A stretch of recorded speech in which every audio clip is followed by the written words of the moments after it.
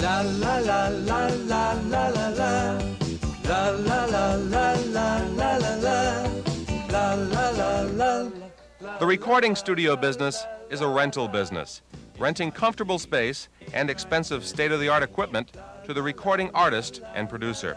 Shirley Kay started the Coconut Studio only 5 years ago, and she caters to her clients, the famous ones like Blood, Sweat, and Tears, and the not-so-famous like Captain Harry. Seems to me that this would really be a word-of-mouth business. Yes, I find that it is. If a producer is happy here or an artist is happy here, likes the equipment, likes the sound, they'll come back and they'll tell their friends.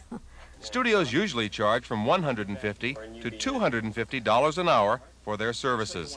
That makes cutting an album an expensive proposition. Many albums cost more than $75,000 just for recording and mixing.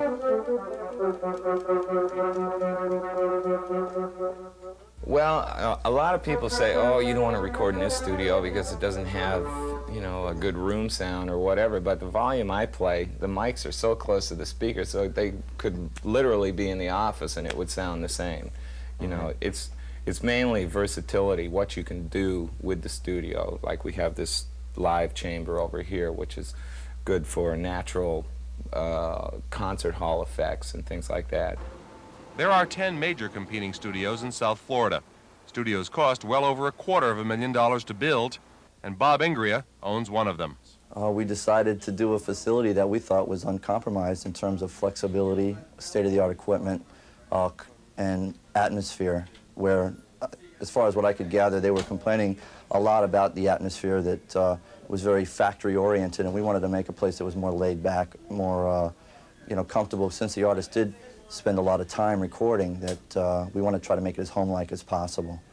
Many of the major recording studios like Quadradial here in North Miami have already worked with some of the top names in the business, names like Bobby Caldwell, Pat Travers, and Ted Nugent. And just down the street, we have the legend, Criteria, thought by many to be one of the top 5 recording studios in the whole country. The list of gold and platinum albums recorded here is a mile long. Criteria, with 5 studios, is a world-class studio, famous for names like the Bee Gees, Eric Clapton, Crosby, Stills and Nash, Frankie Valli, and the list goes on.